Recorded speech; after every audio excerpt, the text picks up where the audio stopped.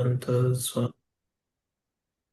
Namaste Saraswati Deve Gauravani Pracharini Nirvishesha Shunyavadi Pashyatadeshatarani Namo Mahavadanyaya Krishna Prema Pradayate Krishnaya Krishna Chaitanya Namine Gauratishe Namaha.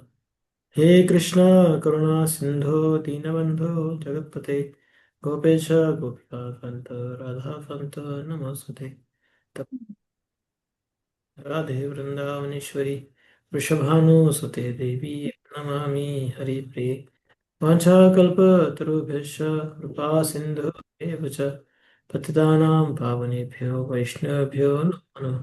जय श्री कृष्ण चैतन्य प्रभु नित्यानंद श्री अद्वैत गदाधर शिवासादि गौर भक्तवृंद हरे कृष्णा कृष्णा कृष्णा हरे हरे हरे राम राम राम हरे हरे। ओम नमो भगवते वासुदेवाय। ओम नमो भगवते वासुदेवाय। ओम नमो भगवते वासुदेवाय। ओम भगवते वासुदेवाय। ओम नमो भगवते वासुदेवाय। Hare Krishna. So we are concluding chapter of this unit. So last week we saw 7 verses we took from this chapter. Now we will begin from text number 8. Mayeva mahadasva मयि बुद्धिं निवेशय निवशस्यसि मय्येव अथ ऊर्ध्वं न संशय. Just fix your mind upon me, the person of Godhead, and engage all your intelligence in me. Thus you will live in me always, without a doubt. Ashutosh Prabhu, can you please read?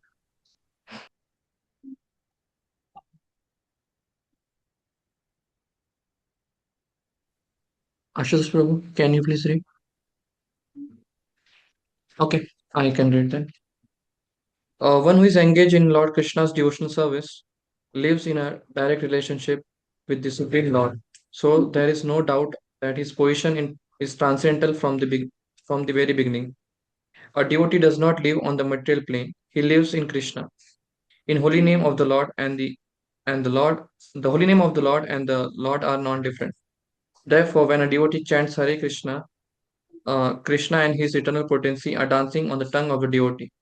When he offers Krishna food, Krishna directly accepts these eatables, and the devotee becomes Krishnized by eating the remnants. One who does not engage in such service cannot understand how this is so. Although this is a process recommended in Bhagavad Gita and in other Vedic literatures.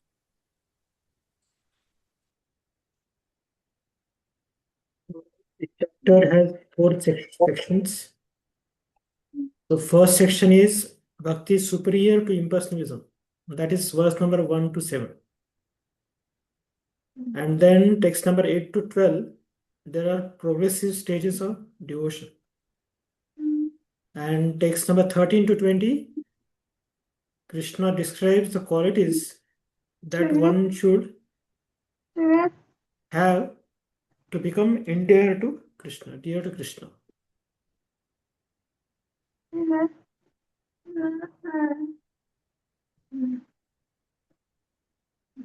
Somebody has to mute Mataji.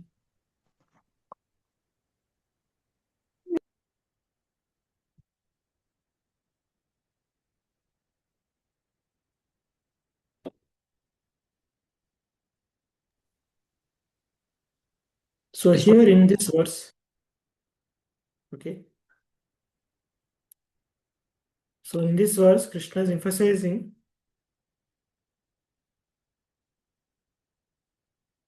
on fixing one's mind upon Krishna.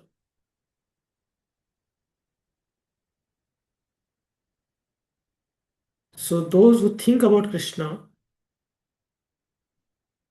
they only can engage in Krishna service. If somebody is not thinking about Krishna, then even if he has engaged in devotional service, if he is absent-minded, then he will not able to take advantage of devotional service. Like somebody is worshipping deities. Although he is doing spiritual activity, but if his mind is not fixed upon Lord, then that worship will become mechanical. Although that person is very close to the Lord in the deity form, but if he is absent-minded, then he will not have any benefit of serving Supreme Lord in the form of deities. But other person who is working outside, but his mind is absorbed in Krishna's thoughts. So although he is doing material activities, but his mind is thinking about Krishna, he will get spiritual benefit. So Krishna consciousness is not just a physical engagement. It is not just a force which we apply on our bodies. But Krishna consciousness is an act of mind. One has to be mindful of devotional service. One has to be conscious of Krishna. So if somebody is not conscious of Krishna, if somebody is just superficially engaged in devotional service, then his heart will be dry. And such an engagement in Krishna consciousness will be difficult for him to continue. If he doesn't get taste in devotional service, why one is not getting taste? Because his mind is not absorbed.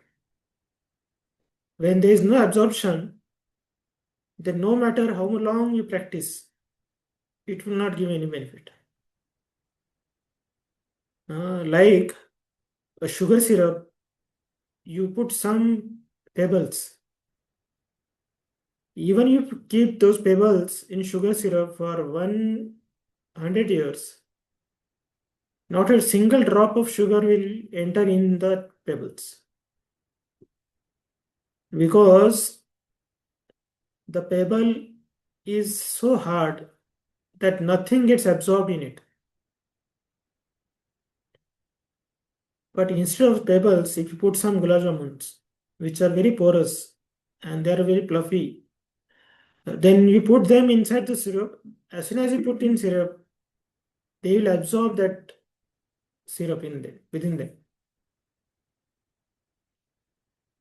So that's a mind of a devotee.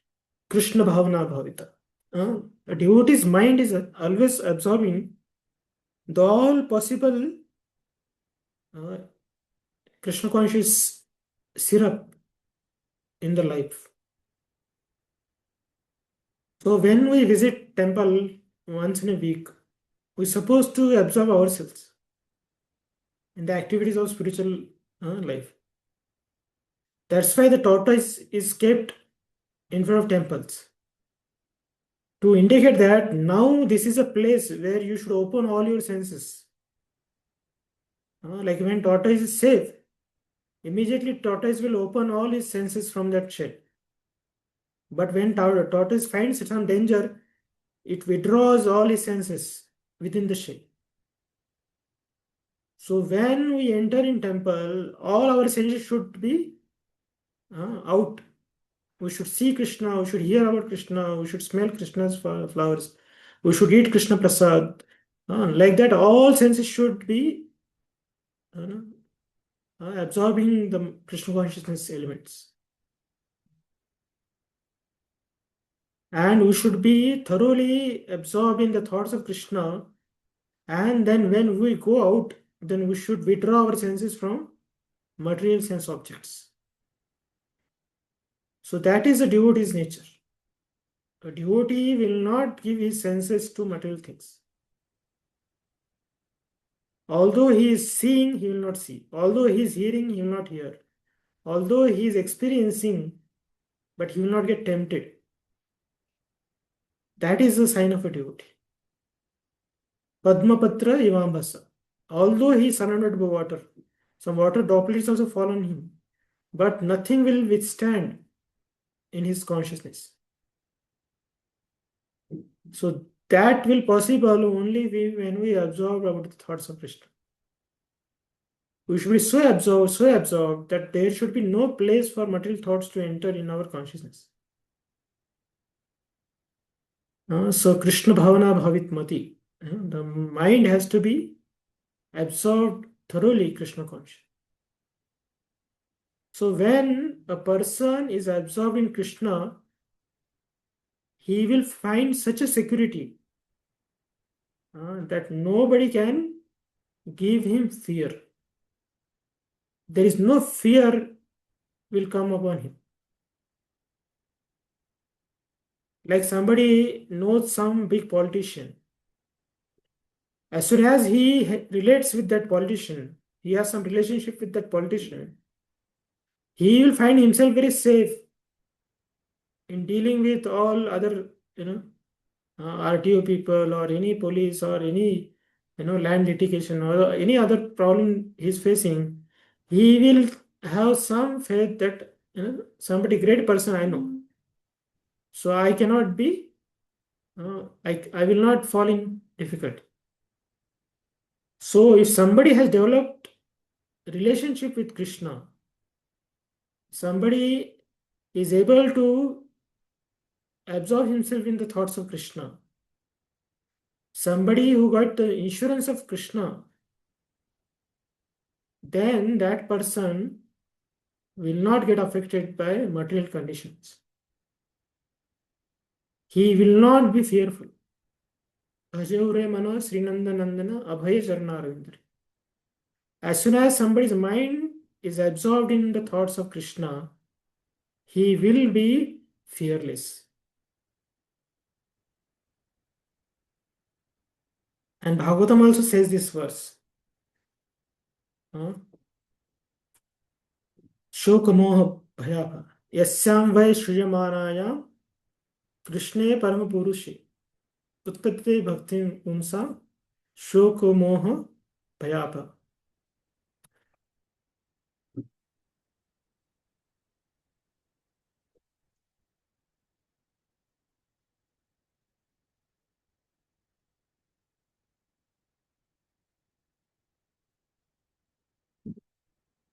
You are able to see this verse. Yasyam vai shriyamanaayam Krishne param purushe. Utpardite bhumsa shokamoha bhayapa. Yes, Himanshu Guru, you can read translation. Simply by giving oral reception to this Vedic literature, the feeling for loving devotional service to the Lord Krishna, the Supreme Personality of Godhead, sprouts up at once to extinguish the fire of lamentation, illusion, and fearfulness. So this is advantage. Disadvantage one will get that lamentation, fear, and anxieties. So that Krishna consciousness performed by a person is the best way of securing oneself in this material, getting secured from these material problems. No other thing can save us from these material problems. So only by devotional service one will be secured. He will be secured from these problems. He will not have any of these problems. He will not get affected by any of these problems. Although he may get problems in his life, but he will not identify with those problems. Rather, he will get a strength to face those problems. When going gets tough, tough gets good.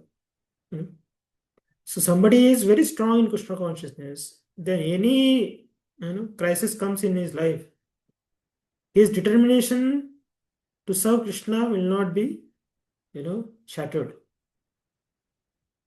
Rather, all these problems will make him turn towards Krishna. So anything which is taking us towards Krishna, that's not a problem. So if problems are pushing us towards Krishna, then those problems are not problems. But a good life, a very conducive environment, if it is diverting us from Krishna consciousness, then that is a big problem. Sometimes getting material opulence or material some relaxed life makes our Krishna consciousness slack. So that material happiness is a spiritual, misery. That spiritually we are miserable. Although materially we are very comfortable. But if we are not remembering Krishna in that comfortable life, then spiritually we are very weak. So, devotees should learn to practice Krishna consciousness not only in difficult times, but even in good times one should practice Krishna consciousness. So, any time, whether it is good or bad, it will be decided upon how much we are absorbed in Krishna's thoughts. If bad situations are making us Krishna conscious more, then that is not a bad time, it's a good time. But if good situations are making us forget about Krishna, then that is not a good time, it's a bad time spiritually. So that's why Lord is telling here that one should fix his mind upon Krishna and one should engage his intelligence upon Krishna. So when somebody is absorbed in the thoughts of Krishna, then there is no doubt that person he will attain the spiritual abode. He will not remain in this material world. Narayana parasava kutsana bipeti swargapi vargeshu tulyadapi darsha. A person's mind which is absorbed in Narayan Parayana, such a person will not be fearful of hell, neither he will get elated by the heavenly planets. He will remain equipoised. He will be indifferent to miseries and the happiness of material. So such a person will not get scared of hellish planets, neither he will be get allured by heavenly planets. But he is only satisfied with the service of Krishna and the association of his devotees. So that is a sign of advanced person. So that is what Krishna is explaining here, that if you want to become my devotee, if you want to understand what is devotional service, then let us begin with mind. You engage your mind by thinking about me. So that absorbed mind will direct our senses to practice Krishna consciousness. If mind is not absorbed in Krishna's thoughts, although senses will be doing Krishna conscious activities, but those senses will not get purified because the mind is not absorbed in Krishna's thoughts. That's why it's very important that we not only engage our senses in Krishna's service, but also we should engage our mind in Krishna's service, and we should engage in Krishna's service mindfully. So that way we will get benefited. Otherwise, half-heartedly practicing devotional service or without putting our heart in devotional service, just engaging for the sake of engaging will not give us desired effect. Sometimes people will feel surprised that even if somebody has practiced a long period of time devotional service, but when he falls down, he engages in sense gratification more than what he would have engaged if he would have been in material life. More than that, a person will engage in sense gratification. So that is a disadvantage of practicing devotional service without fixing our mind upon Krishna. That's why we have to do whatever we are doing spiritual things with absorption. Work while work, play while play. Like that, we have to practice. When we are practicing devotional service, we should be practicing with the absorption. Otherwise, when we chant, we don't absorb ourselves in the thoughts of Krishna. Then we cannot face material life, material world. You know, a soldier, when he goes on battlefield, if he is nicely armed with essential, materials, then he can fight very nicely. Otherwise, if he doesn't arm himself and he goes in battlefield, then he will die within no time. So that's why the morning time whatever devotional service we perform, we should arm ourselves. We should shield ourselves with Krishna consciousness. So by the time we come back from material world, we remain safe.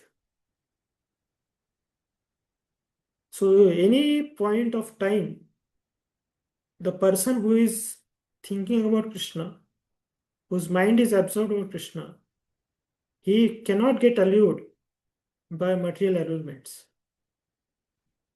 And the example is Haridas Thakur. He was so absorbed that Maya personified came to allure him. Rather, she alluring Haridas Thakur made her practice devotional service. So that is the power of pure devotee. They are so absorbed in Krishna, their thoughts are so absorbed in Krishna. Their association will give us also attraction towards Krishna. Lava matra sadhu sangha sarva siddhi. By their momentary association, our heart will get charged with devotional service.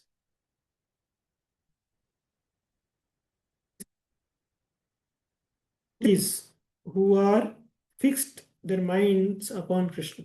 That is their qualification. They are like magnets. They are so powerful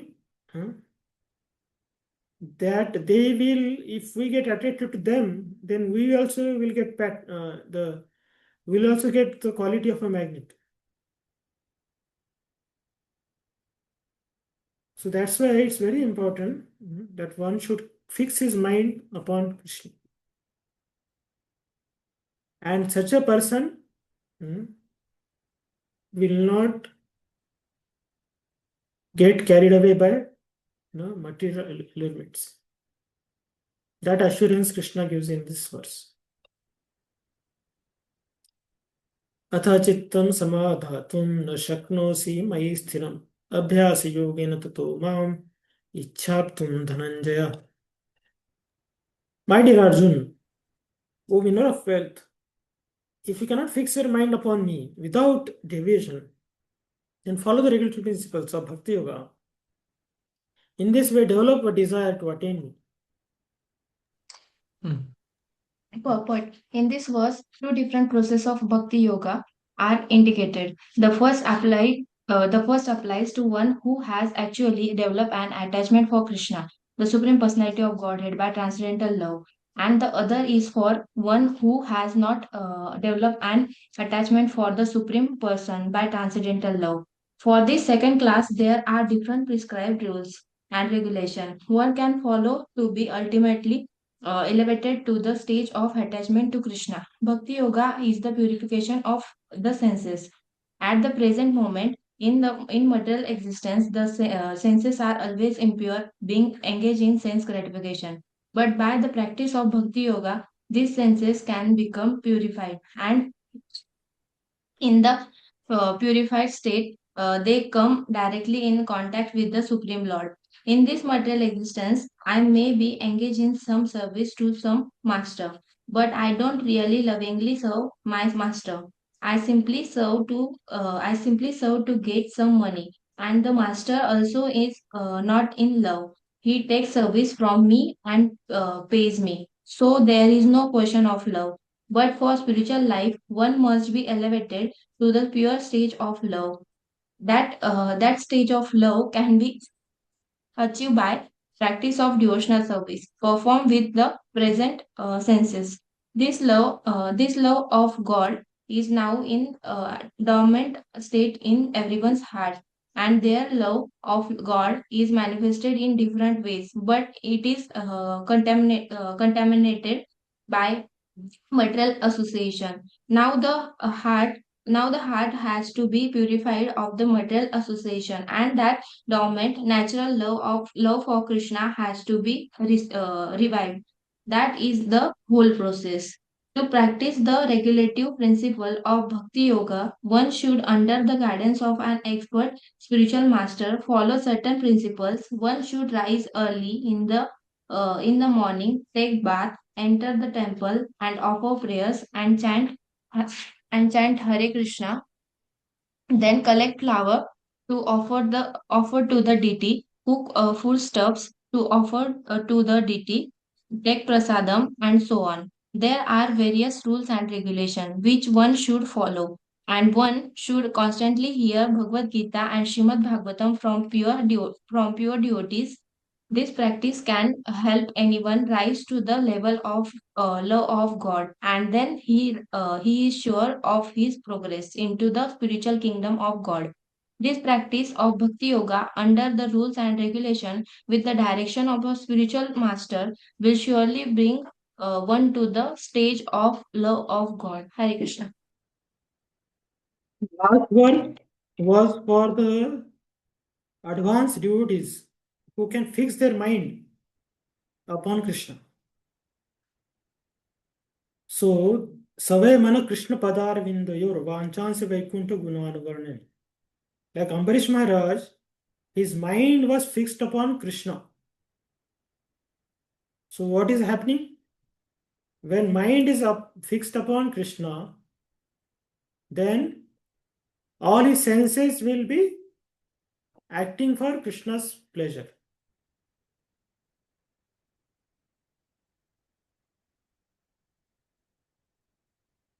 So this is that verse.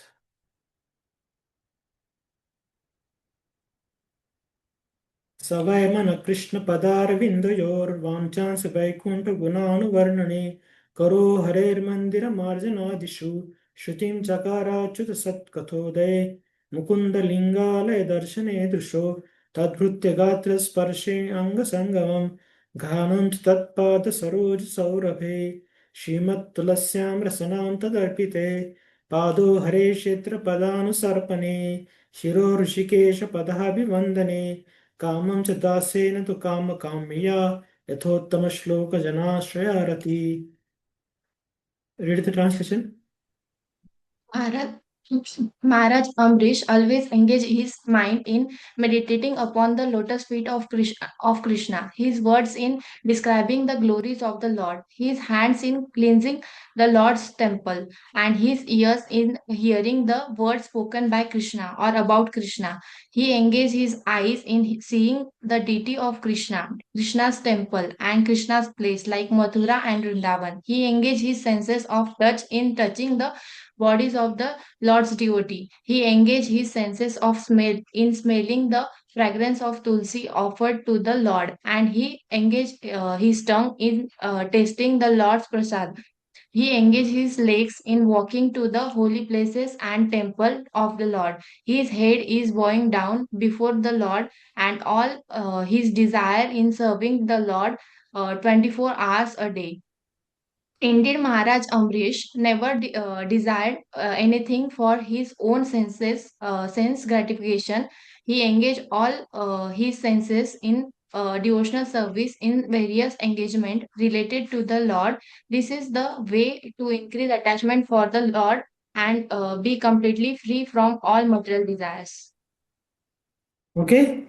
So this what Ambarish Maharaj is exemplifying. It is according to the previous verse which Krishna has mentioned. This is how the pure devotees live.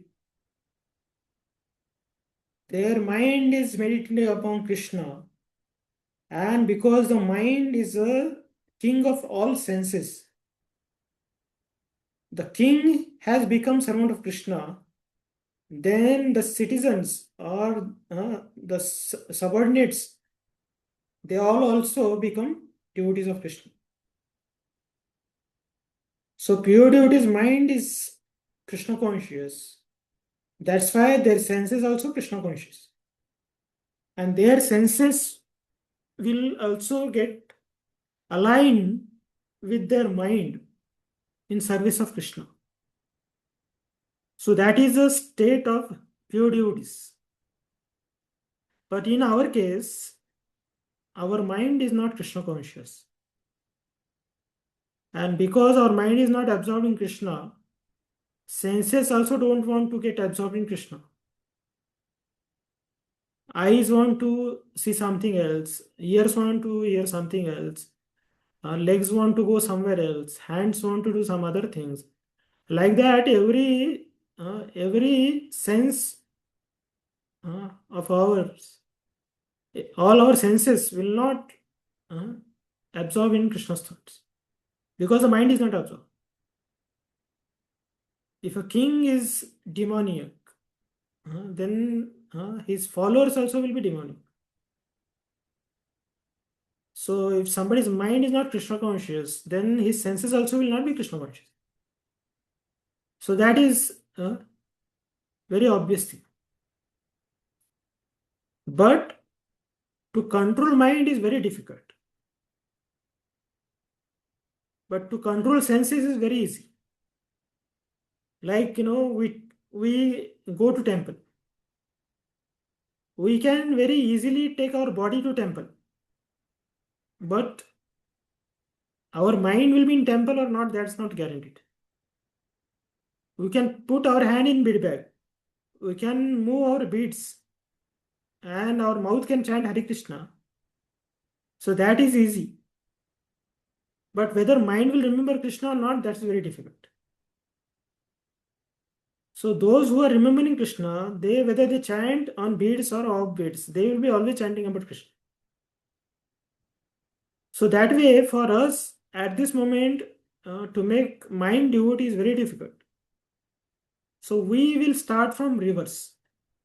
We will engage our senses in Krishna's service so much so that mind will get checkmate.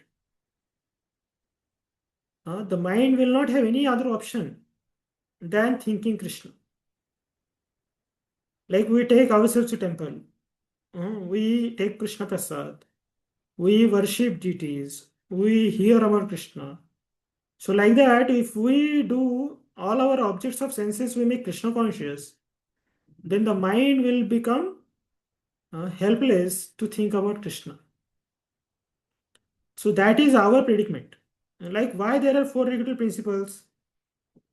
Pure devotee naturally follows all these principles.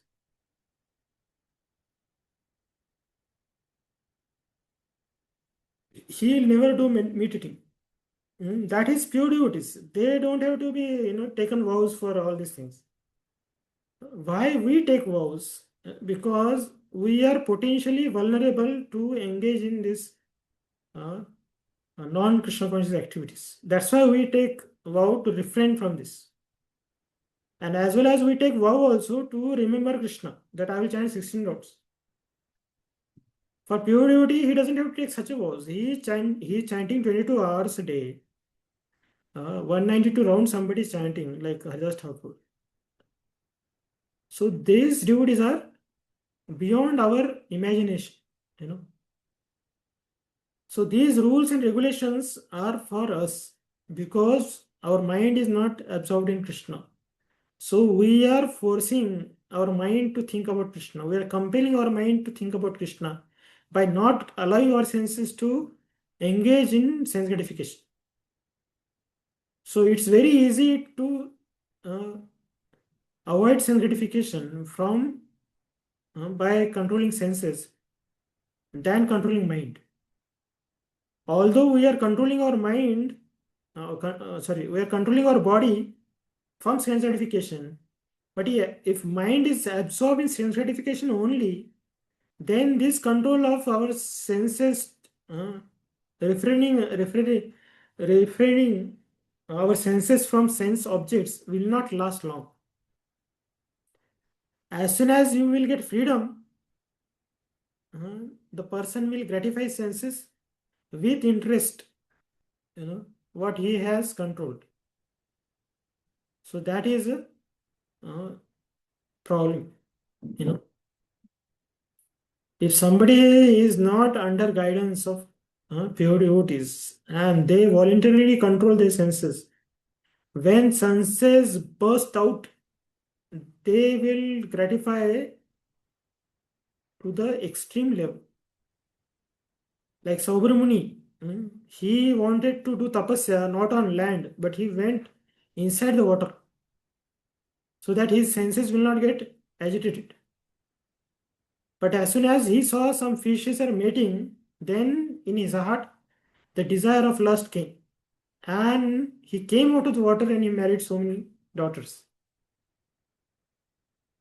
Or Vishwamitra Muni, he is controlling his senses. But some Apsara comes, then his senses again take him away, drift him away. So like that, if we try to control senses only on mundane level, then that will not be sufficient.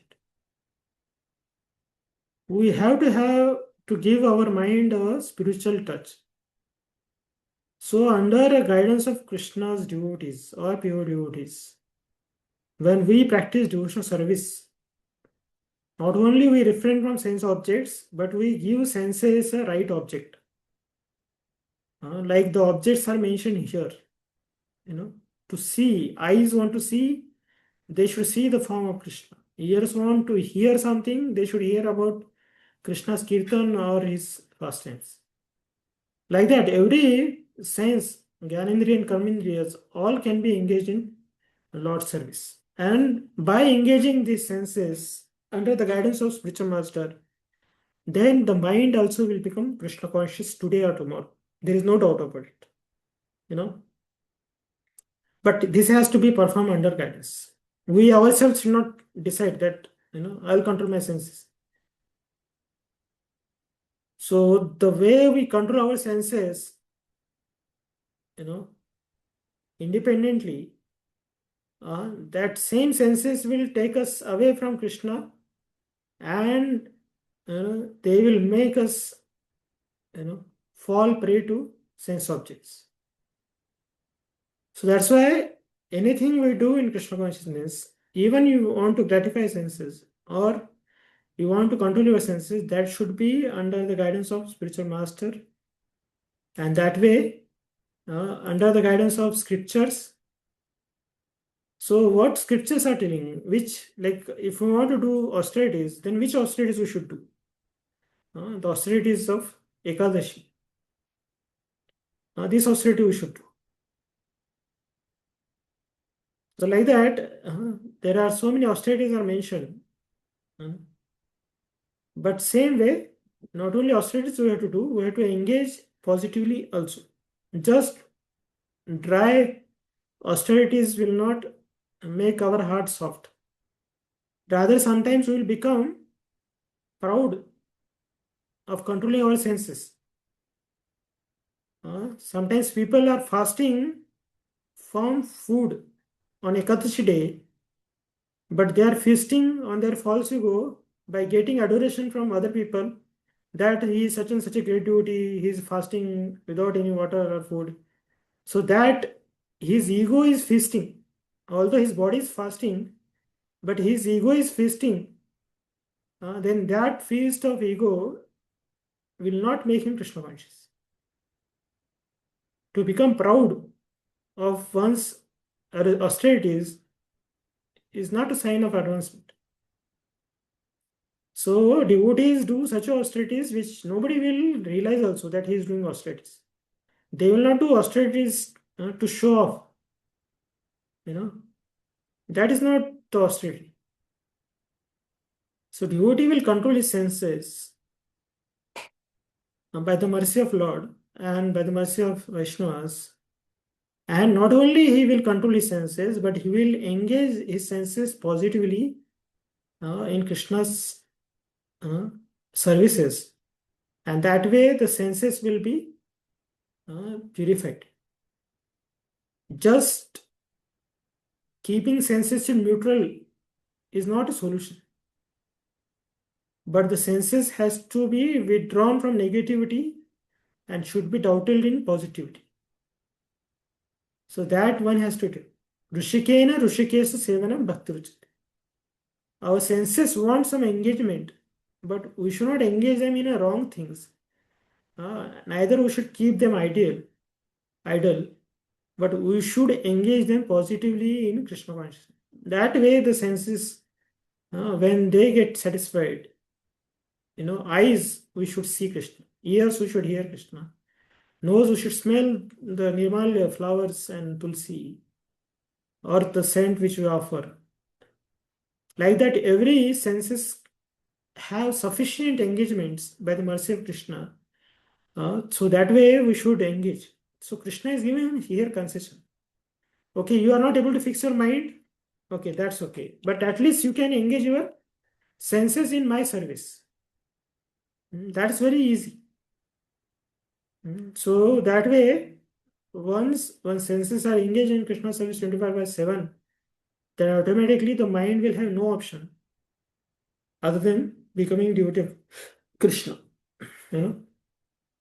So this way, the person will advance and he can become more Krishna conscious, and that way one can attain the Supreme Lord.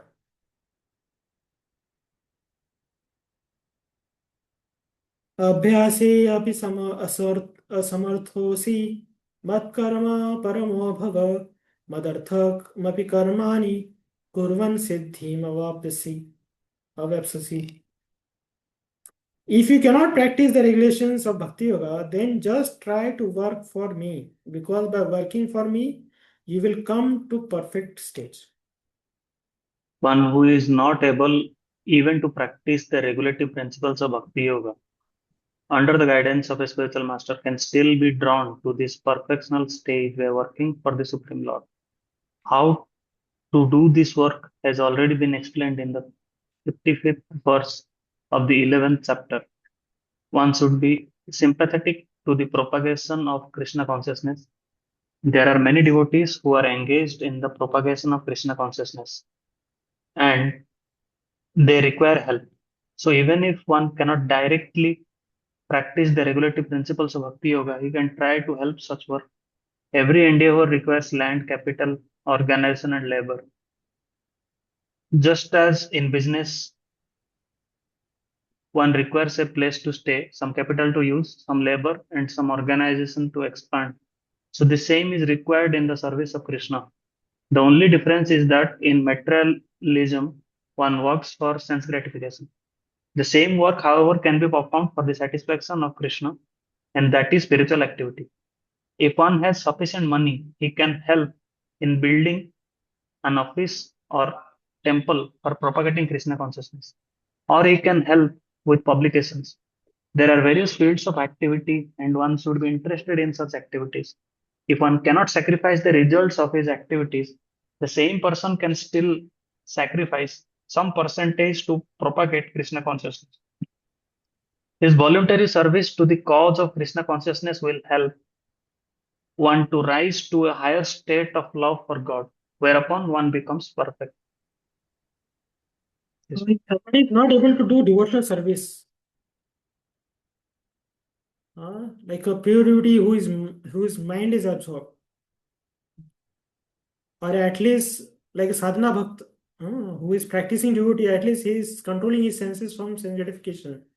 He is following regulative principles and he is engaged in devotional service. If that much also, if somebody is not able to do, then Krishna is coming down saying that at least you become well-wisher to devotees. or at least you become well-wisher to the mission of Krishna consciousness, or you, whatever your capacity is, you can facilitate this devotional service. That much at least one should do. That is Krishna is explaining in this verse. Like suppose somebody becomes a magistrate, somebody becomes collector. If he cannot become a devotee, at least he has a position of collector or magistrate. He can give some land for Krishna consciousness, or he can give some permissions for Rath Yatra or book distribution, like that. Even if he does that much, even if he remains a well-wisher for devotees, then that also will make him Krishna conscious in his future lives. By accumulating such a sukrutis, one person will become potential to practice devotional service in his future life. So that's why Lord is telling here, if somebody is not able to practice the way pure devotees are practicing, or they are not able to practice under the guidance of pure devotees, at least whatever they are doing, whatever they have with them, that at least they should support, with that they should support to Krishna conscious movement. If they are earning well, they should give money. If they have some power to sanction permissions and all those judicial powers, or the power in the government or some other things, then they should offer those help to propagating this Krishna consciousness movement. So that way Krishna is coming down to even to the level of Sukriti. That at least you do some favorable things for Krishna.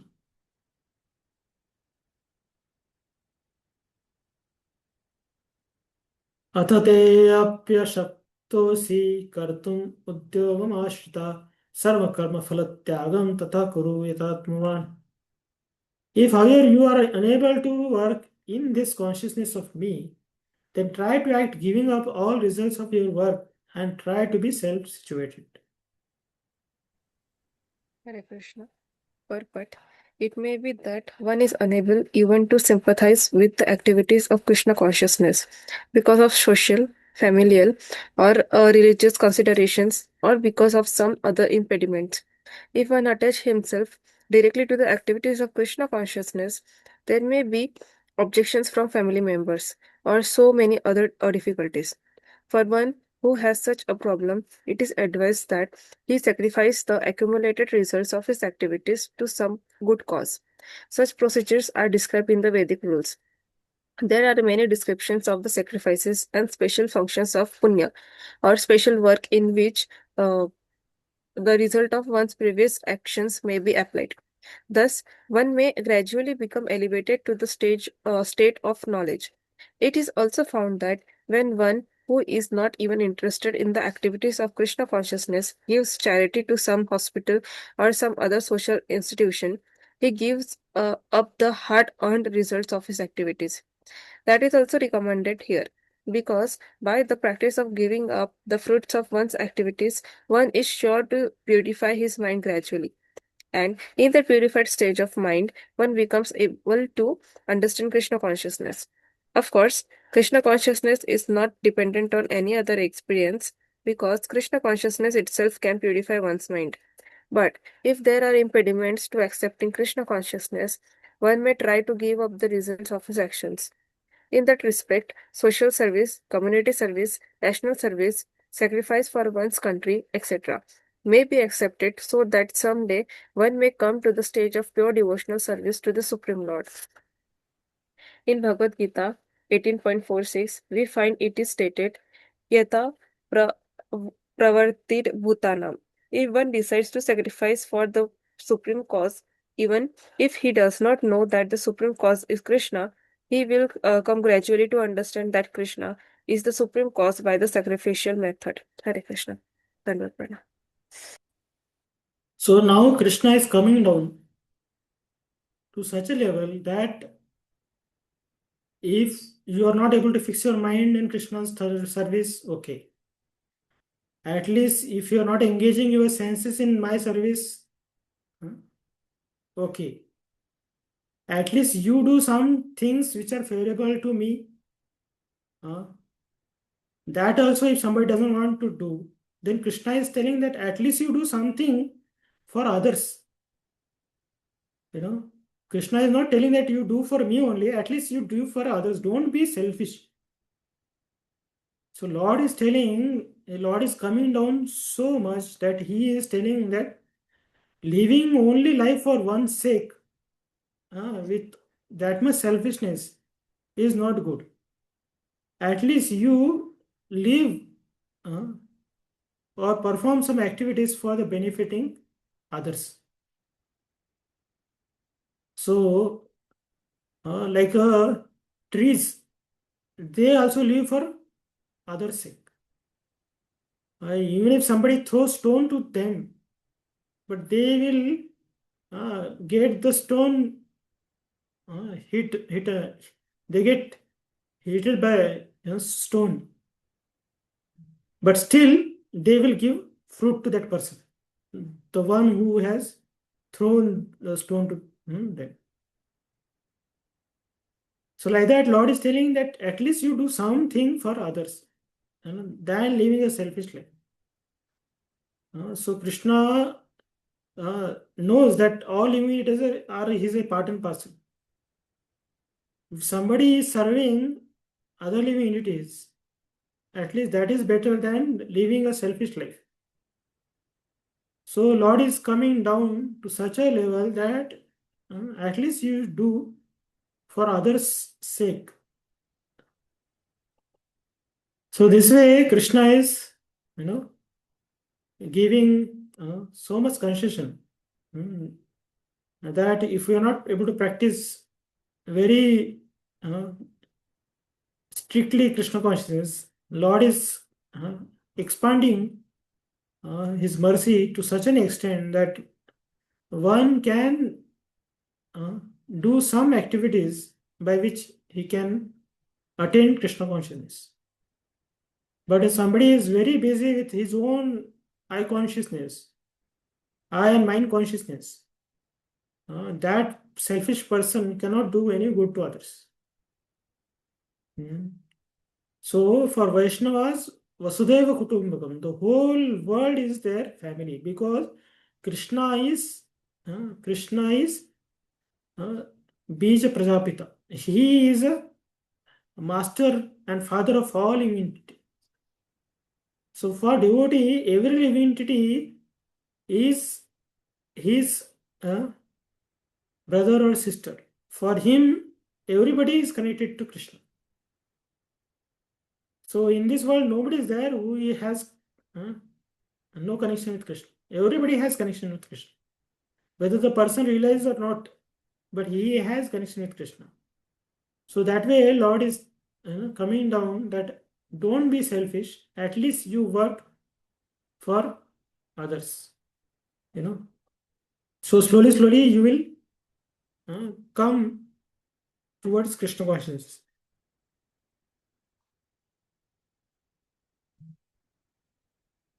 श्रेयो हि ज्ञानम अभ्यासात् ज्ञानात् ध्यानं विशिष्यते ध्यानात् कर्मफल त्यागात् शांतिम अनंतरम.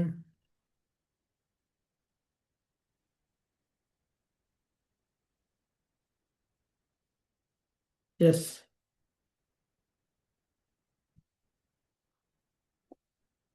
If you cannot take to this practice, then engage yourself in the cultivation of knowledge. Better than knowledge, however, is meditation. And better than meditation is renunciation of the fruits of action. For by such renunciation, one can attain peace of mind. Hare Krishna Prabhuji, purport. As mentioned in the previous verses, there are two kinds of devotional service, the way of regulative principle and the way of full attachment in love to the Supreme Personality of Godhead. For those who are actually not able to follow the principles of Krishna consciousness, it is better to cultivate knowledge, because by knowledge one can be able to understand his real position.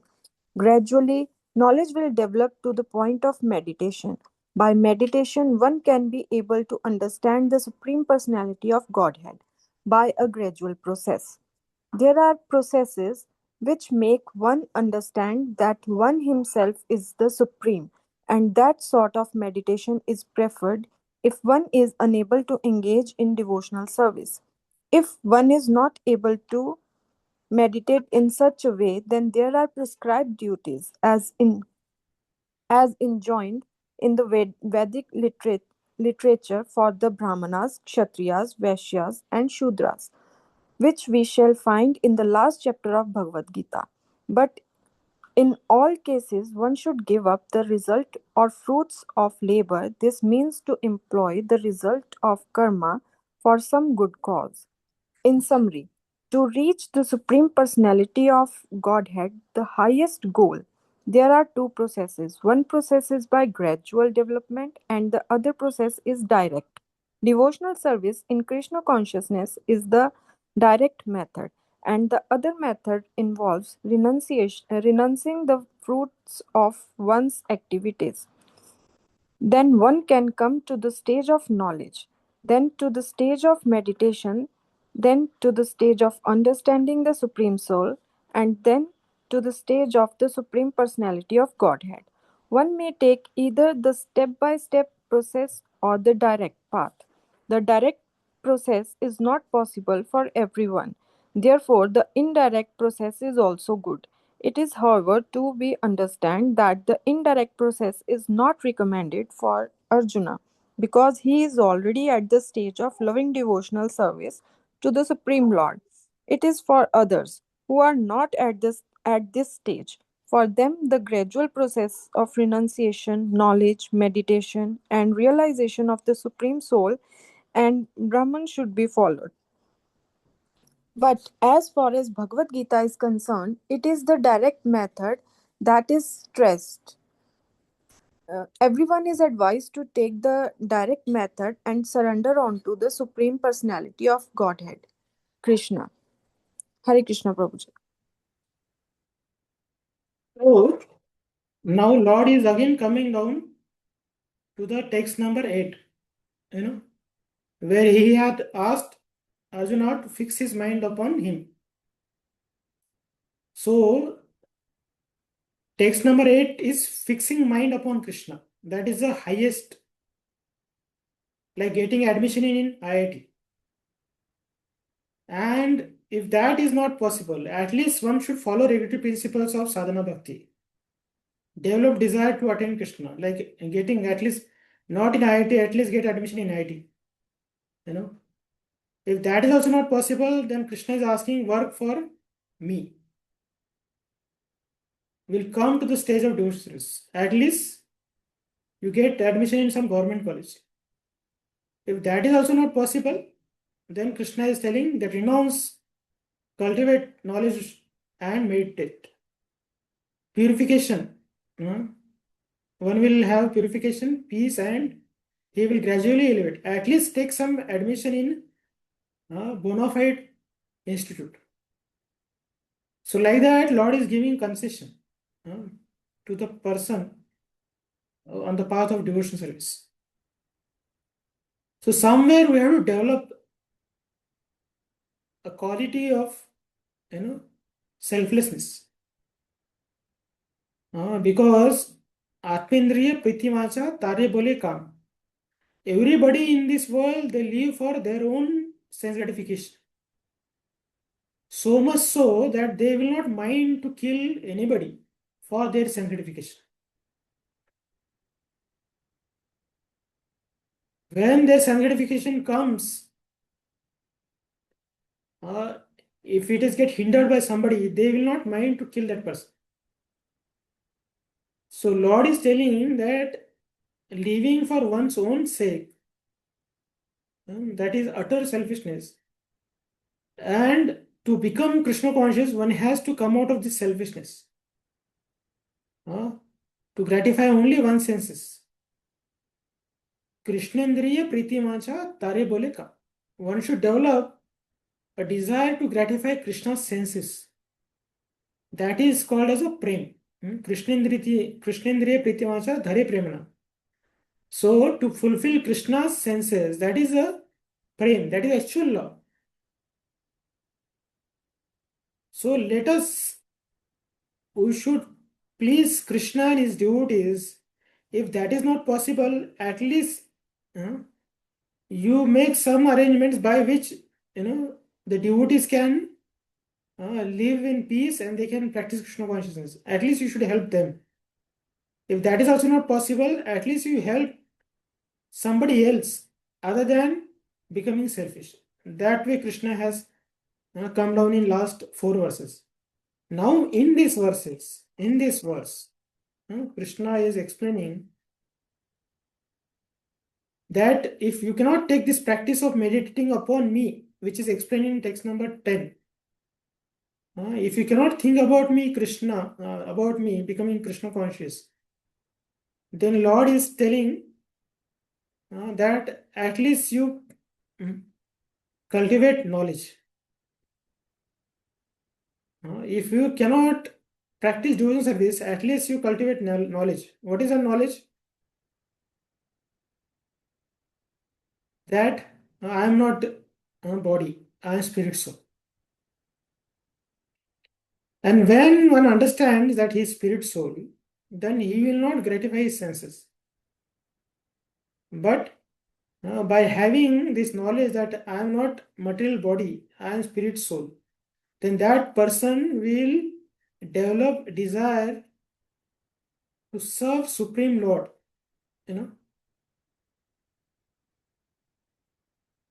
So, there are 2 paths mentioned here. One is Pravritti Marg and another is Nivritti Marg. So, Pravritti Marg is directly engaging in Krishna service. To understand that Krishna is a master of senses and I should satisfy him. And that's why directly if somebody becomes his devotee and serves him, Krishna directly, then that is the best way of renouncing. And second is Nivritti Marg. In Nivritti Marg, one has to understand that I am not the enjoyer. I should not gratify my senses. I should withdraw my senses from sense gratification. And that's why the person, he understands that I am not matter. I am spirit. And that's why he stops engaging the spirit in material things. He withdraws his senses from the sense gratifications. But he doesn't know where to engage those senses positively. So he is just doing neti neti. I am not that, I am not this, I am not this. So he is withdrawing his senses from sense objects. But he has no positive engagement. Then what happens? His renunciation doesn't remain consistent. Some point of time, his renunciation will again go back to attraction. And it goes so badly to sense gratification that he will enjoy whatever he has control. More than that, he will enjoy. So, dry renunciation is very harmful. So, what we have to give when we get attached to Krishna by pravritti marg, by devotional service, then automatically we are away from sense gratification. We don't find any taste in sense gratification. So if somebody is hungry, somebody is not eating poisonous food, but he is remaining hungry, then that person's hunger will not satiate or keep him away from such avoidable things very long. That artificial renunciation will not last long. He will again fall back to engaging himself in that sense gratification. But if somebody is eating, not only keeping away from prohibited activities, but if somebody is doing activities which are prescribed in the service of Krishna, then that person is at a strong position. He will not fall down. So all these Maunis or Gyanis or all these Nishkam Bhaktas or the impersonalists, they are not gratifying their senses by material objects, but neither they are gratifying their senses in Krishna conscious objects. They are just doing dry renunciation. So slowly, one day, they will be again get attracted to material sanctification. But bhakti is such a nice process. It's a positive engagement, not only for the mind, but for the senses and for the soul. Susukam katam vavyam. Devotional service is such a nice practice, that we will not uh, get distance from material sanctification in objects, but will find more attraction towards Krishna consciousness. If somebody is eating halwa, nice sweet food, or nice feast he is eating, then he will not eat something poisonous things. So bhakti is very positive, So by cultivating devotional service, if somebody becomes devotee of Lord, automatically, then he acquires the knowledge also. He produces jnana and vairagya. One develops vairagya from sense gratification, and one has a knowledge about his existence, who he is.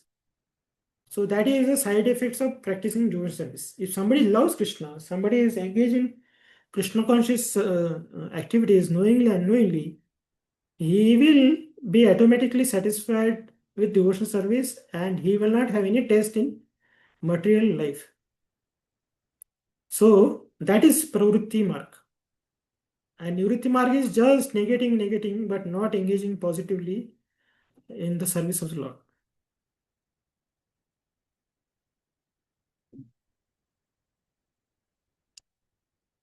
Now, text number 13 to 14, Krishna is explaining about the pravritti marg, how devotees are. What kind of devotees Krishna wants or he loves. So, whatever here is mentioned, here he is mentioning the qualities, they are not acquired artificially. They are naturally come in the hearts of devotees who are attached to Krishna. So pure devotees are decorated with these qualities. Sadhava sadhu bhushana. Titishvaka karunika sruda srudaina. These are the qualities. These are the ornaments which devotees are wearing. So these qualities will come automatically one who is a devotee of Krishna. So now we are practicing devotees.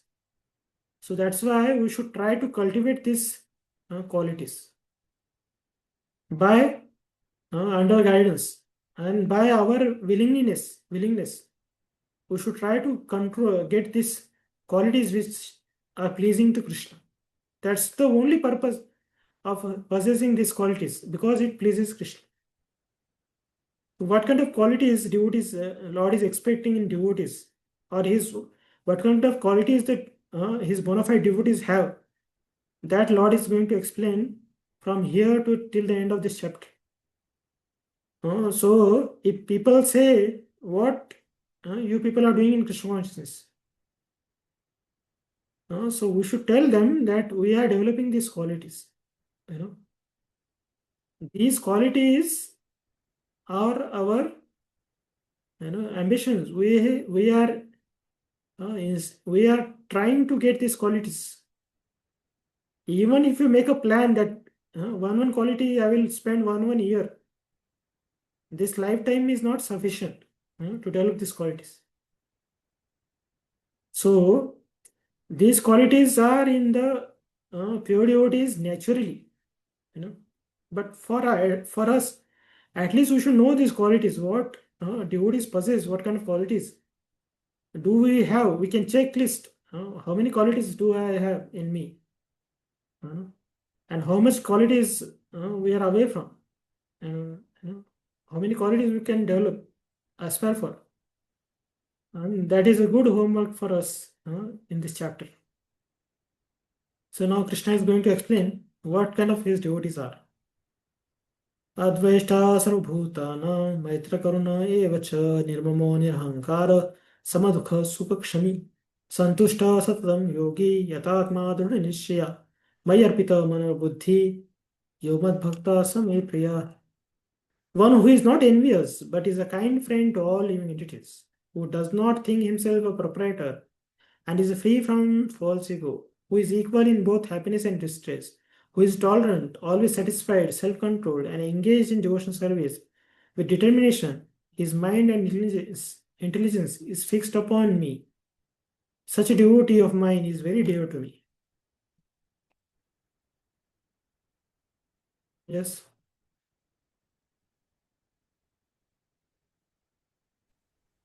I'll read. Coming again to the point of pure devotional service, the Lord is describing the transcendental qualification of the pure devotee in those two verses.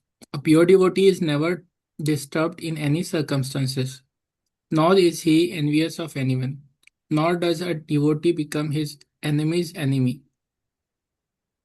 He thinks this person is acting as my enemy due to my own past misdeeds.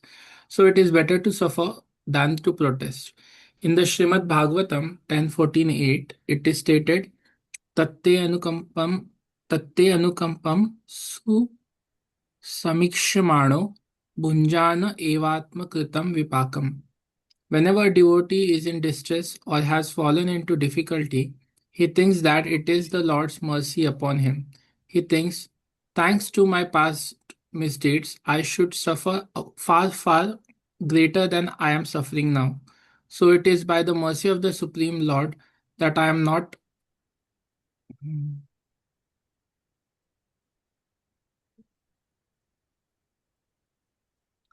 So I'm not getting all the punishment I am due. I am just getting a little by the mercy of the Supreme Personality of Godhead. Therefore, he is always calm, quiet, and patient, despite many distressful conditions. A devotee is also always kind to everyone, even to his enemy. Nirmama means that a devotee does not attach much importance to the pains and trouble penetrating to the body pertaining to the body because he knows perfectly well that he is not the material body. He does not identify with the body. Therefore, he is free from the conception of false ego and is equipoised in happiness and distress. He is tolerant and he is satisfied with whatever comes by the grace of the Supreme Lord.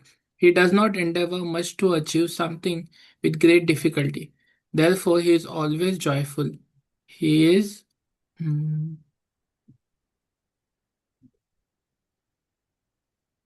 He is a completely perfect mystic because he is fixed in the instructions received from the spiritual master. And because his senses are controlled, he is determined. He is not swayed by false argument because no one can lead him from the fixed determination of devotional service. He is fully conscious that Krishna is the eternal God, Lord, so no one can disturb him. All these qualifications enable him to fix his mind and intelligence entirely on the Supreme Lord.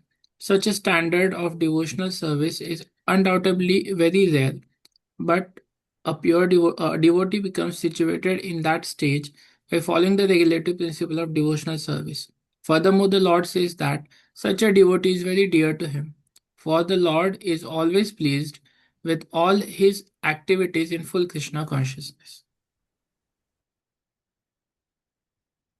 So, what is the important quality in this? There are so many qualities mentioned. So, the important quality is bhakta. That one possesses bhakti. If there is no bhakti and one has all these qualities, then there is no meaning for having these qualities. But somebody is a bhakta of Lord, then naturally he will have all these qualities. So devotee of the Lord will not be envious. Devotee of the Lord will be friendly. Devotee of Lord will be merciful. devotee of Lord will be without any possession. He will not have any false ego. He will be equipoised. He will be self-satisfied. He will be always engaged. He will be determined. His mind and intelligence will always be surrendered to Krishna. So that devotee Krishna likes. So if somebody asks us, who are you? We say, I am devotee of Krishna. We say, I am Bhakta of Krishna. But Krishna, if you want, for us it's easy to say, I am devotee of Krishna. But somebody asks Krishna, who is he? Then Krishna should say that he is my devotee. Like many people click photo with Prime Minister and they make a great photo, big photo, and they put in their dining hall or prominent place as if they are very close to that Prime Minister. Prime Minister doesn't know also that who is that person when he click photo. But if somebody does extraordinary activity for the nation, then the Prime Minister will know that person. And he may call him for a one-on-one meeting. So, just saying I am devotee of Krishna is not sufficient. But one should try to develop these noble qualities which are very pleasing to Krishna. Krishna expects these qualities in his devotees. Rather, he is explaining that my devotees have such a glorious qualities. So we can make a list of these qualities and check in our life how many qualities I possess. So we should work upon all these qualities which Lord is explaining here. And the most important quality is one should be devotee of Krishna. That is the utmost important quality. Otherwise, there are many people who are advaistas. Many people are merciful towards others. Many people are selfless. Many people are equipoised. Many people are self-satisfied. But they are not devotees of Krishna. Then what is use? Those qualities are like on serpent's head you keep a jewel. Like that those qualities are. They are not useful for anybody. So the important quality one should cultivate to become devotee of Krishna, and as long as we say I am devotee of Krishna, then we should try to fulfill these expectations of Krishna. That Lord is telling, Mad Bhakta Swami Priya. I love this devotee who has these qualities. So we love Krishna, so we should try to cultivate these qualities. And naturally, by practicing devotional service, these qualities will come in our hearts automatically. Like Mrugari, previously he used to kill half animals, he used to kill half. But later on, when he came in contact with Tanad Muni and he became a great devotee, Angira Muni or Narad Muni, he came in one of this contact, and later on he became such a great devotee that he was not ready to kill even an ant. So like that, we can see such a drastic change happens, when one becomes devotee. One gives up bad habits, one gives up slang, one gives up, insulting others, one is very respectful towards others, one will not cheat, and all those qualities. So, we should try to cultivate these qualities which Krishna is expecting from us, non-envious. We should not be envious towards anybody for whatever they are possessing. Sometimes we become envious to the people who have more than us. If somebody has a material opulence more than us, we envy to that person. Somebody has more good qualities than us, we envy him. If somebody has more opulence than us, we envy him.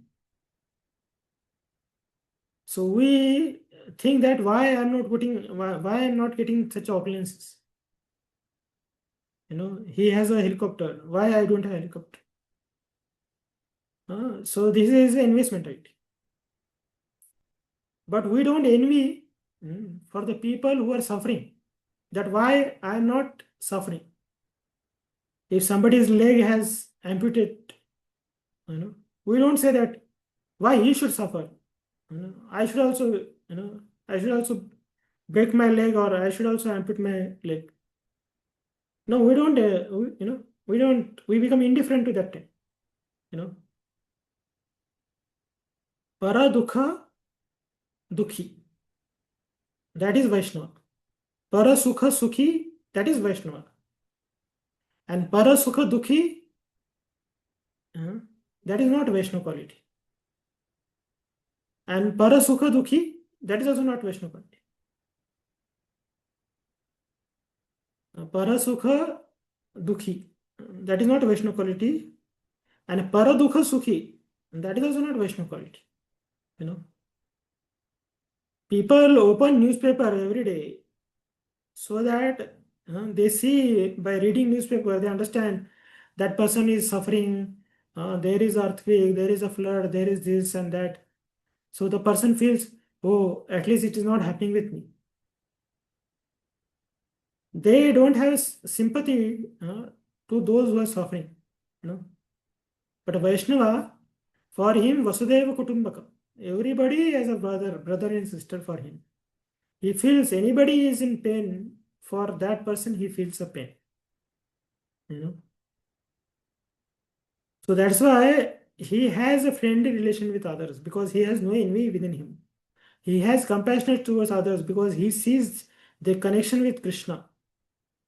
And he doesn't think, he doesn't become selfish. Because he identifies himself with the Lord, and that's why there is no false ego in him. And for him, whatever is coming in his life, it's the mercy of Krishna, whether it is a palatable or unpalatable situations. Because it is given by Krishna, he will remain equipoised. And one who has Krishna within his heart, then what else is required? Like when Vamandev went to ask Bali some charity, he asked him 3 steps of land. Then Bali Maharaj said, O Brahmana, you are already dwarf. Your feet is already small. How much distance you cover in 3 steps? If you ask, I'll give you half of my kingdom. So that time Bali Maharaj what says? If somebody is not happy with what he possesses, then even if he possesses 3 worlds, he will not be happy. So Vaishnava should be santushta. Whatever Krishna has given us, we should be happy. So materially, whatever we get, we should be happy. And spiritually, whatever we get, we should be hankering to have more spiritual, like somebody chanting 4 rounds. He should desire to chant 8 rounds.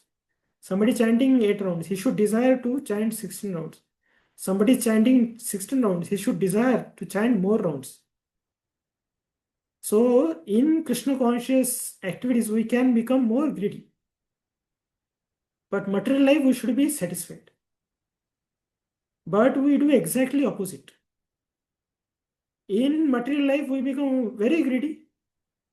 And spiritual life, we are very satisfied. Even if you are going once in a month to temple, or once in a week to temple, or once in a year to temple, or we are chanting once in a week or something like that, people feel satisfied.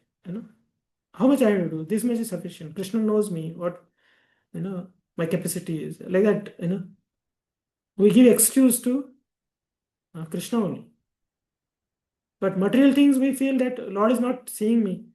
Lord doesn't see that how much I am performing devotional service to him. So in material consciousness, people think that whatever they are doing, that is more to Krishna. And whatever Krishna is doing to them, that is less. But in spiritual conscious person, a spiritual devotee, he feels whatever he is doing very less. And whatever he is getting, he feels that I don't deserve. Krishna is giving so much to me. Just I am chanting his name, Lord is giving me so much. So the devotee feels grateful in all situations of his life towards Krishna, and he always feels emptiness for the practice of devotional service which he is doing, performing for Krishna. He feels that I am doing very less. When I'll do more? That is his calculation. He desires to serve more and more to Krishna. And he wants to reduce his time for his senses. Like Goswamis, they used to give 2 hours to their body, and 22 hours they used to give for Krishna. And that 2 hours also they used to feel that I am gratifying my senses. Raghunath Dasa Goswami he used to eat only 3 drops of buttermilk. He was feeling that is also sense gratification he is doing. So that is the attitude of devotees. Whatever they are doing for Krishna, they feel less, and whatever is coming in their life, they feel it's more than what I did. Krishna is giving me more.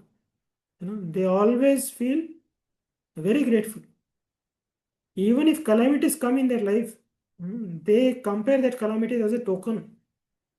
Tattayenu kampa susmikshmaninu bhunjani evam krutam vivakam. So Brahmaji is praying.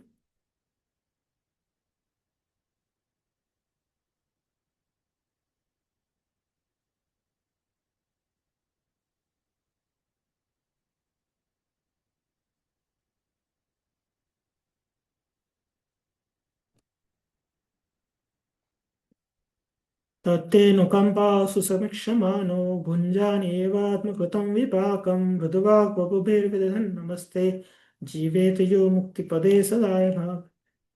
My dear Lord, one who earnestly waits for you to bestow your causeless mercy upon him, all the while patiently suffering the reactions of his past misdeeds and offering you respectful obeisances with his heart, words and body, is surely eligible for liberation, for it has become his rightful claim.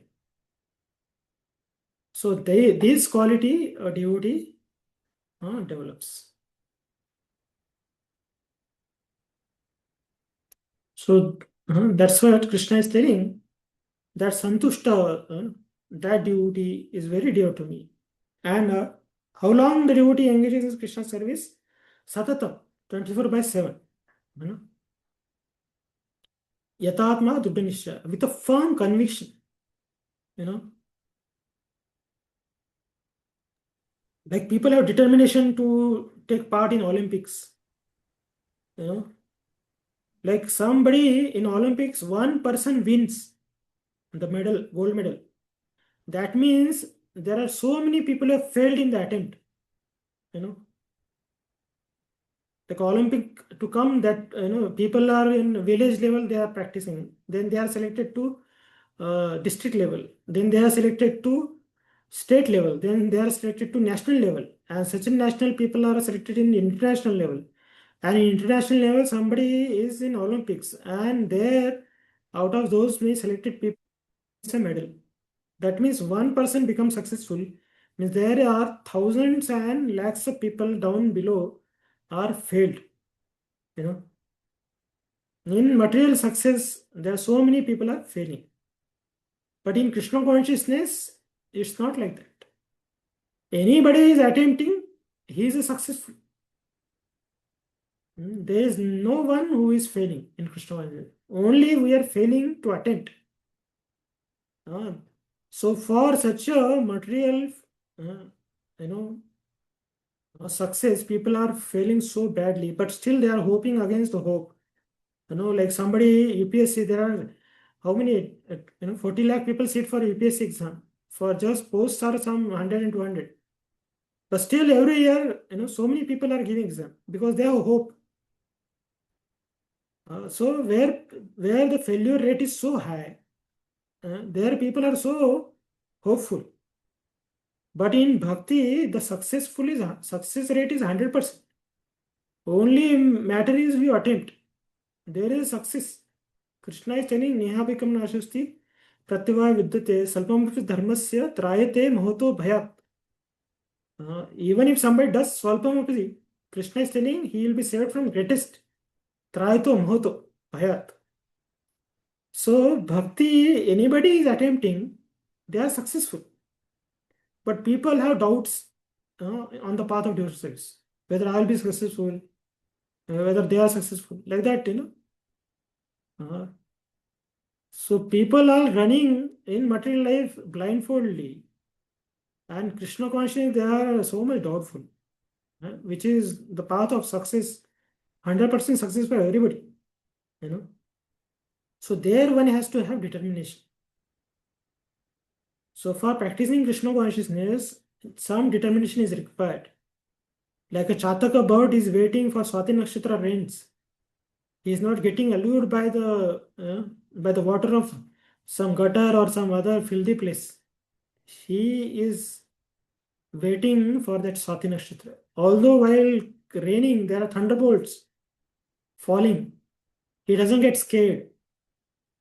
He withstands with the thunderbolts, and he is waiting for the droplets which are going to fall. That only he drinks. That much determination that Chataka bird has. So same way, a devotee should also be very determined.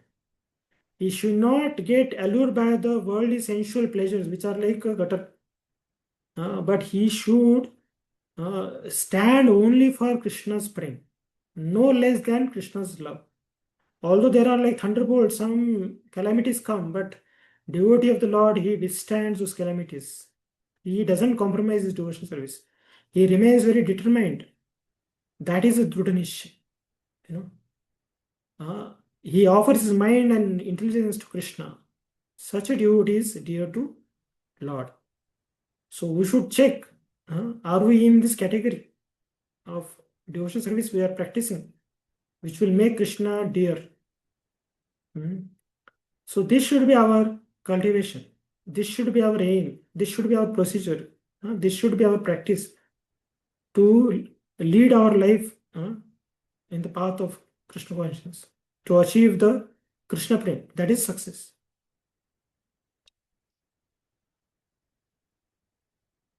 यस्मान्नो द्विजते लोका लोकानो द्विजते च यः हर्षामर्षभयोद्वेगो मुक्तो य स च मे प्रिय. He by whom no one is put into difficulty and who is not disturbed by anyone, who is equipoised in happiness and distress, fear and anxiety, is very dear to me. Fear for devotees qualifications are further being described. No one is put into difficulty, anxiety, fearfulness, or dissatisfaction by such a devotee. Since the devotee he does not act in such a way as to put others into anxiety. At the same time, if others try to put a devotee into anxiety, he is not disturbed. It is by the grace of the Lord that he is so practiced that he is not disturbed by any outward disturbance. Actually, because a devotee is always engrossed in Krishna consciousness and engaged in devotional service, such material circumstances cannot move him. Generally, a materialistic person becomes very happy when there is something for his sense gratification and his body. But when he sees that others have something of their sense,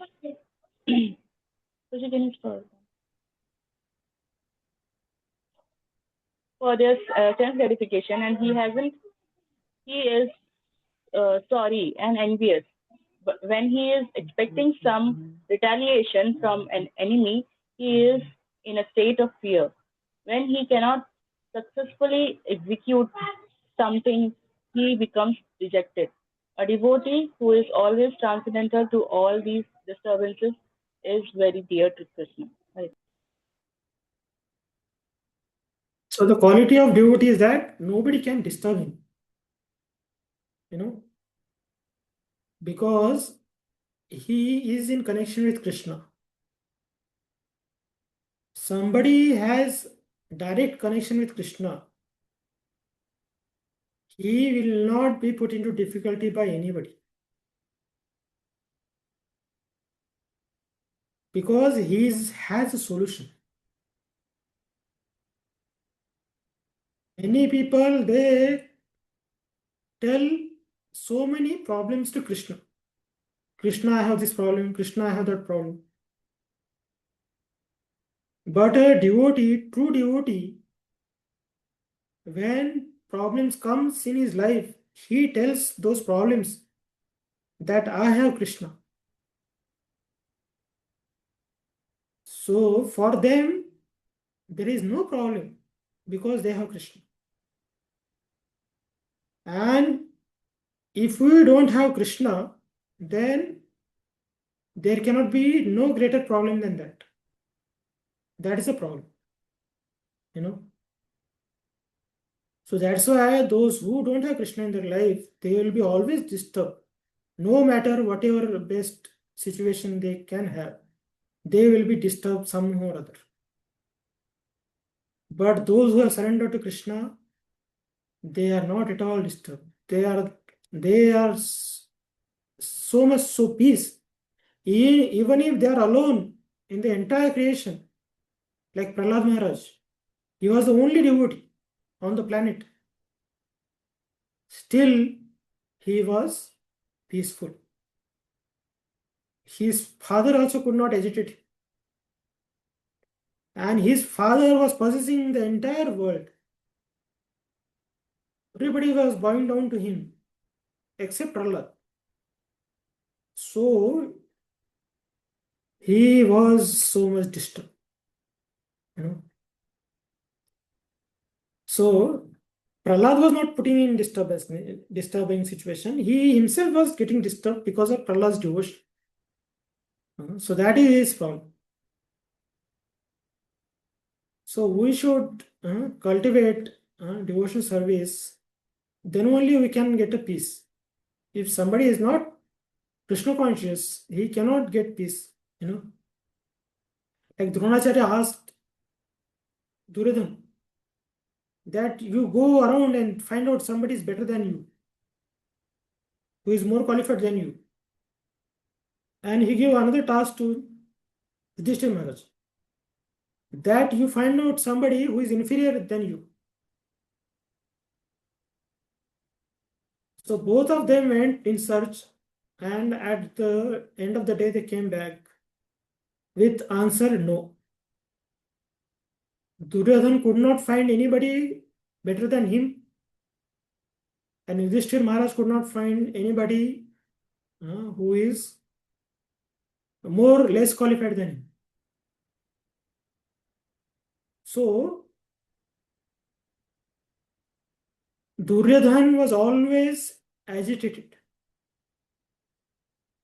because he used to think that I am more qualified. And Yudhishthira Maharaj used to feel always that I am not qualified. So nobody could agitate him. So we should understand that materially we are not qualified to stay in this world. But spiritually we are qualified. Jivera Swaruphai Krishna Nittas. If this principle we implement in our life, then we will not be agitated by anybody in this world. Except Krishna, if we want to become servant of anybody, no matter what sincerely you want to serve them, they will not be pleased. They will be always unhappy. And after some time, they will say also, what you have done for me. Like children, when they grow up, they tell their parents, what you have done for me. The parents say, whole life we spent for you. Then they will say, that's your responsibility because you produced us. So it was your duty to raise us nicely and all. But what else you have done for me? So no matter what you do for materialistic people or anybody, they will not be satisfied. And you do little bit also for Krishna. Patram pushpam phalam toyam. Little flower you offer to Krishna. Lord is so happy, so delighted. So we give up to serving him and we run around to serve anybody else, and we just get unhappiness. You know, like Mahatma Gandhi, he tried to serve nation, but that same person got killed by uh, the person who lives in the nation only. His own countryman has killed him. So like that, you do whatever good, nobody will be happy materially. So we should be doing spiritual things to others, and one should do spiritual thing to oneself, and then only will not able to disturb others. Materially, will ourselves will be disturbed and will disturb others also. And then only one can be free from fear and anxiety. अनपेक्षा शुचि दक्ष उदासीनो गतव्यथ सर्वारंभ परित्यागी यो मद भक्ता समे प्रिय. My devotee who is not dependent on the ordinary course of activities, who is pure, expert, without cares, free from all pains, and not starving for some result, is very dear to me. Hare Krishna, Prabhuji, don't know. Yes. Yes, Prabhuji. Money may be offered to a devotee, but he should not struggle to acquire it. If automatically, by the grace of the Supreme, money comes to him, he is not agitated. Naturally, a devotee takes a bath at least twice in a day and rises early in the morning for devotional service. Thus, he is naturally clean both inwardly and outwardly. A devotee is always expert because he fully knows the essence of all activities of life, and he is convinced of the authoritative scriptures. A devotee never takes the part of a particular party. Therefore, he is carefree. He is never pained because he is free from all designations. He knows that his body is a designation. So, if there are some bodily pains, he is free. The pure devotee does not endeavor for anything which is against the principles of devotional service. For example, constructing a big building requires great energy, and a devotee does not take to such business if it does not benefit him by advancing his devotional service. He may construct a temple for the Lord, and for that he may take all kinds of anxiety, but he does not construct a big house for his personal relations. So there is idea in our mind that if I get so much wealth, I get so many things, then I can practice devotional service. But that's not true. Devotional service doesn't require certain amount of wealth or certain amount of facilities. Nothing is depending. Bhakti is not depending on anything. Bhakti depends only on our will. When we desire to serve Krishna, that's the best time in our life, and that's the best we have with us.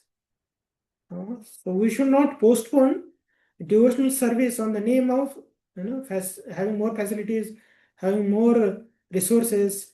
All those things are illusory, for us. Bhakti can be performed right away with whatever we have.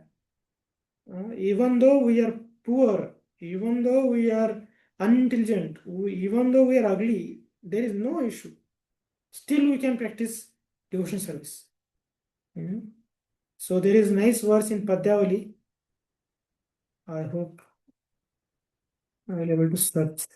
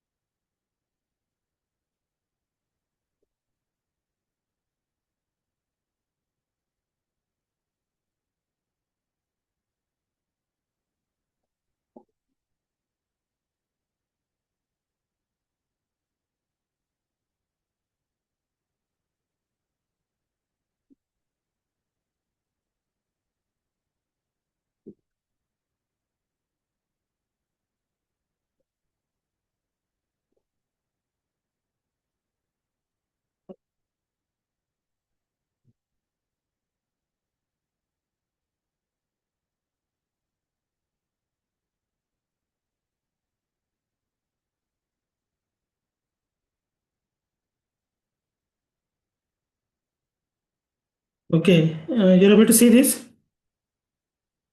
Yes, व्याधस्य Guruji. आचरणं ध्रुवश्च वयो विद्या गजेन्द्रस्य का कुब्जाया किमुनाम रूपम् अधिकं किं तत सुधां no धनं वंशः को विदुरस्य यादवपतेर् किं पौरुषं भक्त्या तुष्यति केवलं न च गुणैर्भक्ति प्रियो Madhav.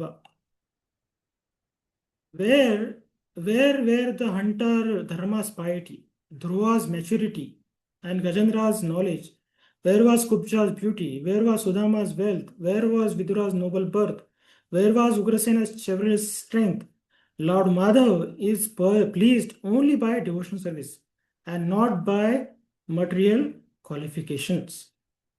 So, to perform devotional service, one doesn't require any material quality. It is not depend upon anything material which we try to acquire, which we need to acquire.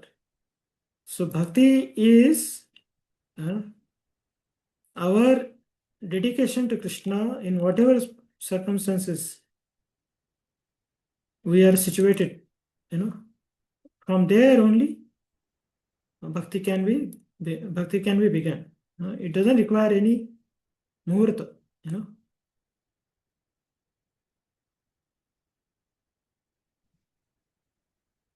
Okay, and now text 18-19.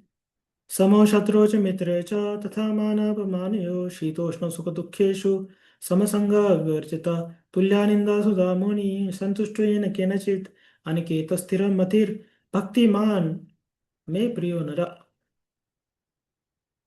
One who is equal to friends and enemies, who is equipoised in honor and dishonor, heat and cold, happiness and distress, fame and infamy, who is always free from contaminating association, always silent and satisfied with anything, who does not care for any descendants, who is fixed in knowledge and who is engaged in devotional service, such a person is very dear to me.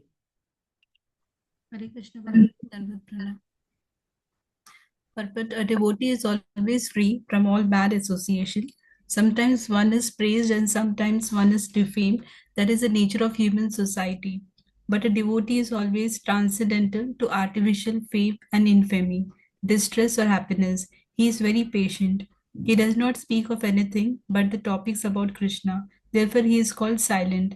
Silent does not mean that one should not speak. Silent means that one should not speak nonsense. One should speak only of essentials, and the most essential speech for the devotee is to speak for the sake of the Supreme Lord. A devotee is happy in all conditions. Sometimes he may get very palatable footsteps, sometimes not, but he is satisfied, nor does he care for any residential facility. He may sometimes live underneath a tree and he may sometimes live in a very palatial building. He is attracted to neither. He is called fixed because he is fixed in his determination and knowledge. We may find some repetition in the descriptions of the qualification of a devotee, but this is just to emphasize the fact that a devotee must acquire all these qualifications. Without good qualification, one cannot be a pure devotee. Hara abha, abha, abha, hara abhaktasva kuto mahat guna. One who is not a devotee has no good qualification. One who wants to be recognized as a devotee should develop the good qualification. Of course, he does not extraneously endeavor to acquire these qualifications, but engagement in Krishna consciousness and devotional service automatically helps him develop them. Hare Krishna. So in all devotees who are very great devotees in our sampradaya, you see their life was not bed of roses. They were the most difficult times in their lives they have gone through, which we cannot imagine also, and it never happens in our life also. Like robing somebody in the middle of the assembly. That doesn't happen with any of us. Or sending somebody to Agyatavas. That never happens with us. So you name like getting beaten up in 22 marketplaces. Just you have taken bit bag in your hand. Somebody is weeping you. That never happens with us. So you see, all devotees they are extremely tortured. They are extremely, their circumstances are very bad. They were criticized. They were blasphemed. They were what not people have done to them. Insulted. If you read the Avanti Brahman chapter in Bhagavatam, people used to pass urine in his prasadam plate. People used to pass air in front of his nose. They used to tie him up in front of their door like a dog. So such a torture they gave to him, that Avanti Brahman, So you see, any devotee of the Lord, they are all glorious, but you see how much they were having a tolerance, how much odd situations they faced in their lives. And compared to that, what we have? Nothing actually. So we want results like them. The love of Krishna. Krishna should embrace us. Krishna should, look at us. We want what results they have, that we want. But what exam they gave, that exam we don't want. Then how can it be possible? To get Krishna's love, they have gone through such a terrible situations. That doesn't mean we have to go through unnecessarily. If it comes, we should at least cross over. So these devotees have gone through such difficult times of their life, but their determination was not at all, shifted or moved or shaken even by an inch or 1 millimeter. They were their mati was sthir. So like that, we have to develop these qualities. Our LKG, UKG exams only terrifying us. We get shaken up with such a small exams in our life, some health issue or some financial issue or like that. What to speak about the devotees, what not they have gone through. So such a difficulties will come, we will run away. But Lord will not give such an exam which will not pass. So he will also see our qualification and give exam like that only. So whatever exam is coming in our life, we should be very determined, very strong, and one should not leave Krishna consciousness. One should practice bhakti with determination. Such a devotee who practices Krishna consciousness sincerely, seriously, without any ulterior motives, such a devotee is very dear to Krishna. And we should try to become that devotee. Etu dharmamritamidam yatoktam paripasate shraddhana parat matparama bhakto ste ativa me priya. Those who follow this imperishable path of devotional service and who completely engage themselves with faith, making me the supreme goal, are very, very dear to me. Yes. In this chapter, from verse 2 through the end, from Maya Vesha Mano Ye Mam, fixing the mind on me, through Yetu Dharmamritam Idam, this reason of eternal engagement, the Supreme Lord has explained the processes of transcendental service for approaching Him. Such a process are very dear to the Lord, and He accepts a person engaged in them. The question of who is better, one who is engaged in the path of impersonal Brahman or one who is engaged in the personal service of the Supreme Personality of Godhead, was raised by Arjuna. And the Lord replied to him so explicitly that there is no doubt that devotional service to the Personality of Godhead is the best of all processes of spiritual realization. In other words, in this chapter, it is decided that through good association, one develops attachment for pure devotional service and thereby accepts a bona fide spiritual master, and from him begins to hear and chant and observe the regulative principles of devotional service with faith, attachment, and devotional service and devotion, and thus becomes engaged in the transcendental service of the Lord. This path is recommended in this chapter. Therefore, there is no doubt that devotional service is the only absolute path for self-realization, for the attainment of the Supreme Personality of Godhead. The impersonal conception of the Supreme Personality of Godhead, as described in this chapter, is recommended only up to the time one surrenders himself for self-realization. In other words, as long as one does not have the chance to associate with a pure devotee, the impersonal conception may be beneficial. In the impersonal conception of the absolute truth, one works without fruitive result, meditates and cultivates knowledge to understand spirit and matter. This is necessary as long as one is not in the association of a pure devotee. Fortunately, if one develops directly a desire to engage in Krishna consciousness in pure devotional service, he does not need to undergo step-by-step improvements in spiritual realization. Devotional service, as described in the middle 6 chapters of Bhagavad Gita, is more congenial. One need not bother about materials to keep body and soul together, because by the grace of the Lord, everything is carried out automatically. Thus ends the Bhaktivedanta purpose to the 12th chapter of the Srimad Bhagavad Gita in the matter of devotional service. Hare Krishna. So by the mercy of Arjuna, we could understand the heart of Krishna, that what he likes in his devotees. And by the mercy of Srila Prabhupada, we got the elaborate understanding. So we are grateful to Srila Prabhupada and whole Parampara. By their mercy, we got such a clear-cut understanding of devotional service. And not only we got understanding, but we got a facility to practice this devotional service. Now it's up to us how much we can take advantage of it. If we don't take advantage, then there is no great loser than us in this entire creation. So we should take advantage and benefit our life, and we should benefit others' life also. Okay, so this ends here my contribution to your teaching. So any offenses happened, please forgive me.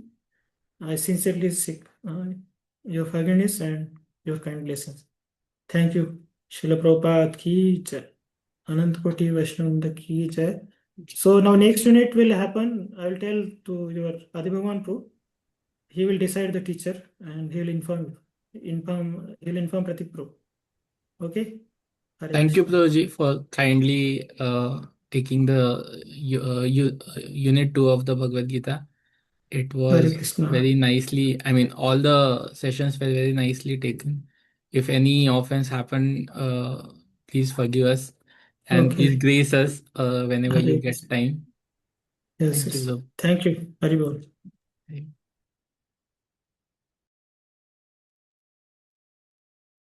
Hare Krishna. Hare Krishna, one second. I have the attendance because I have to submit it for the exams. So what I'll do is I'll share the link with you on the group, and if you can verify your attendance, and if any day, because last 2 sessions I was not there, so if someone is missing their attendance, they can contact me. I'll fix it. Thank you. Haribol. Hare Krishna Prabhuji. Tomorrow we don't have the class, right? I'll ask Adi Bhagwan Prabhu and let you know. Mostly we get some holidays to prepare OBAs and CBAs. So mostly won't be there, but I'll confirm that. So it's not the date is not decided yet, right, for the CBA? Yeah, not decided. Prabhuji, he about to give me 2-3 tentative dates. I'll ask him today only, so that I'll drop a poll in the group chat, and then we'll decide which date is suitable for Yeah, us. because this month book distribution is there, so Yes, we are yes, into Mataji. that services. So looking to that factor, even Mataji has shared the same. Yes, yes. So Mostly, I'll ask Prabhuji because only 2 weeks are there now. 2-3 weeks are there. So maybe at the end of the December or Maybe in the Uh, next month, if it is possible, see to it yeah, in yeah, the we'll take this concern to our class teacher. yeah, sure. We'll decide Hare Krishna, and Prabhuji. we'll let you know. Yes. Thank you so Hare much. Krishna, Prabhuji. Hare Krishna, Prabhuji. Yes, yes, Prabhuji, Neil. Prabhuji, what about shloka test? Yeah, that shloka test, Prabhuji, our previous teacher, Madhav Sehabdo, so he has to take, but he is not. I mean, he is not in Pune, I guess. That is what I heard last time.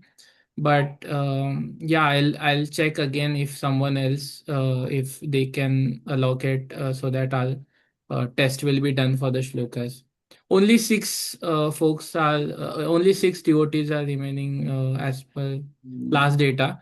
But uh, yeah, I'll No, no, Prabhuji, I'm talking about this unit also two. this unit. Yeah, yeah. Prabhuji only take. Gopal Champu only take. Yeah.